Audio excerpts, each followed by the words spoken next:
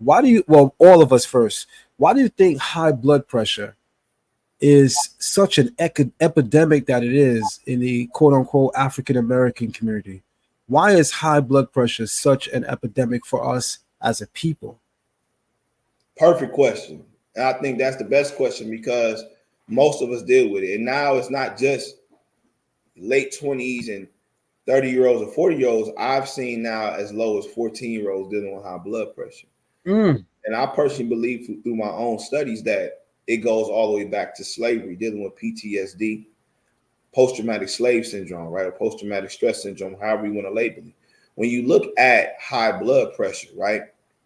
We're dealing with what? We're dealing with the adrenal glands and we're dealing with the kidneys. The adrenal glands actually sits on top of the kidneys, and it actually what activates the kidneys to properly filtrate.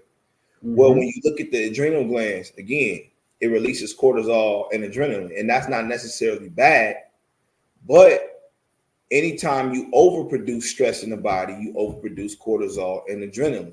So now, when we look at the state of the Black community, to your question, when you look at how we work, we have a hustle mentality, a grind mentality.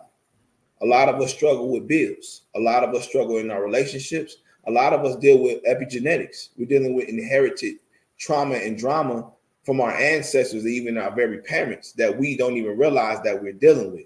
Come on. And then you add the comforting diet to it.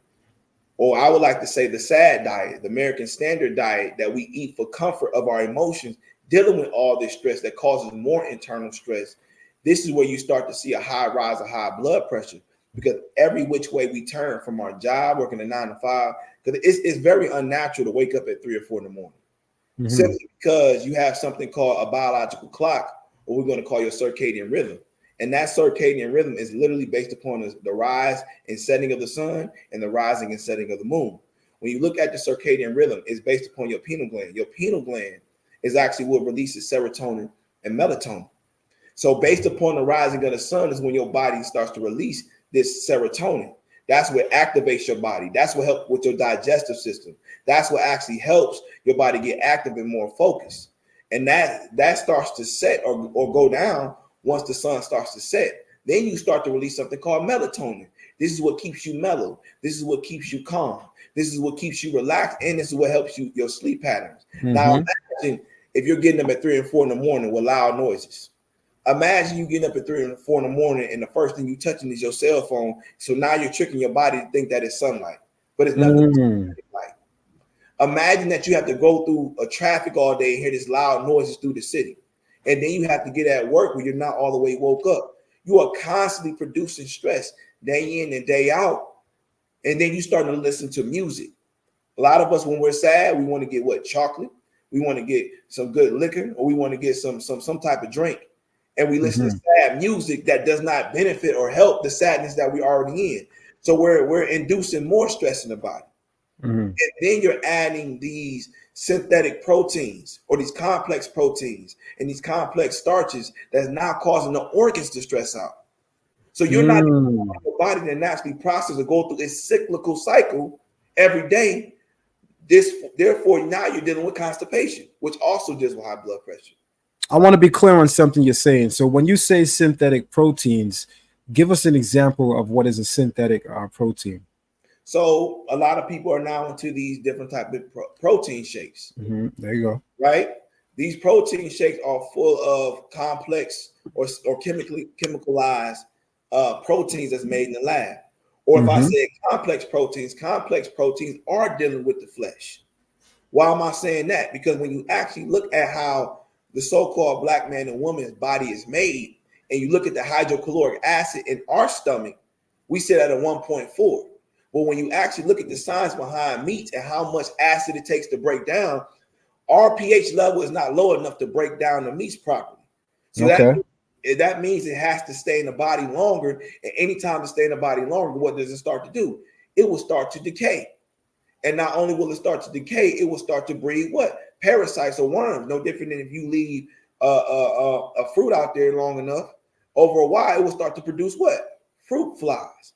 So anything, something dies and it doesn't go through its natural processing of being removed, it starts to produce parasites.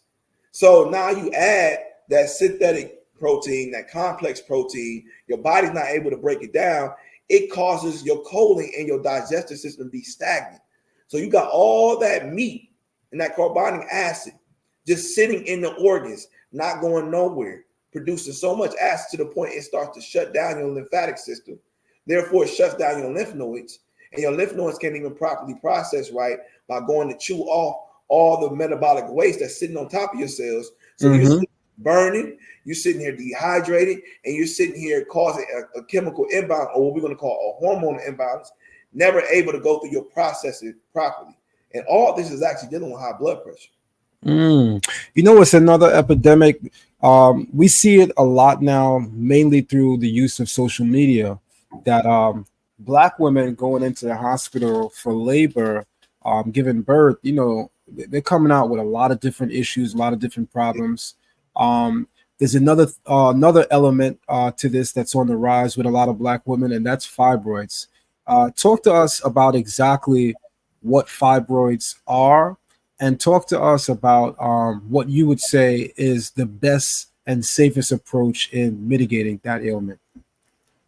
So when you look at fibroids, right?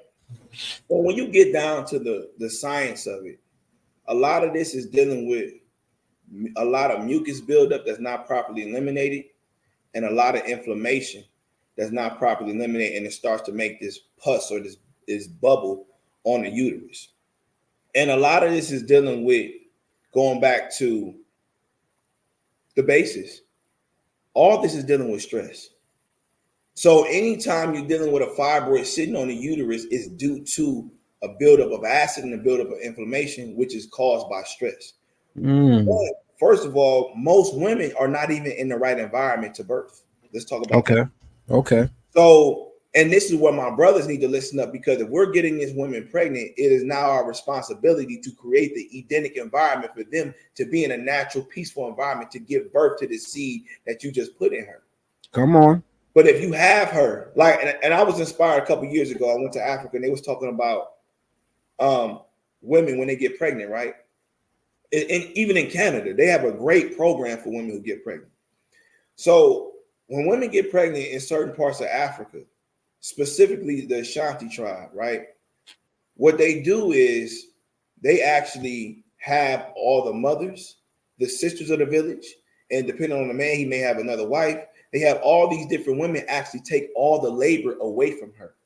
For those 9 to 10 months, she just nesting and sitting in that house so that she can have the external environment of peace and love. Come on. And then on top of that, she actually, and this is what sisters need to realize, she then changes her diet as well. So when you actually research the best diet for a woman to be on during pregnancy to get the best vitality and the best flow of even her estrogen, because her estrogen levels have a lot to do with her uterus properly functioning. That's another thing we're dealing with, is our women's estrogen levels are sky high and they're very imbalanced. So anytime you have the estrogen imbalance, because estrogen itself is already acidic. So when they're dropping that acidic level, they're making it even harder for the womb to even produce life, because now it's being suppressed.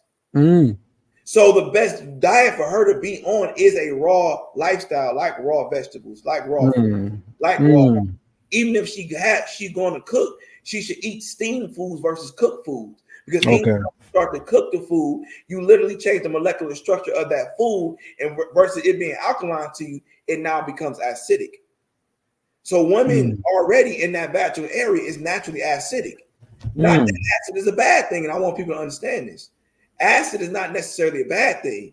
It's the imbalance of acid that makes it a bad thing. That's right. Alkaline is not a bad thing. It's the imbalance of alkaline that's a bad thing. So now I know some people are like, what you mean alkaline? Yes, there are certain things that if it's too alkaline, it can cause you to go into something called alkalosis, like bleach. And I'm pretty sure we wouldn't drink bleach, but it's on the alkaline side. So our bodies are perfectly made. It's made alkaline, or I'm sorry, it's made acidic, but it functions alkaline. Just like our blood. Our blood is an alkaline base. It sits between 7.35 and 7.45. But going back to our hydrochloric acid, it actually sits at a 1.4.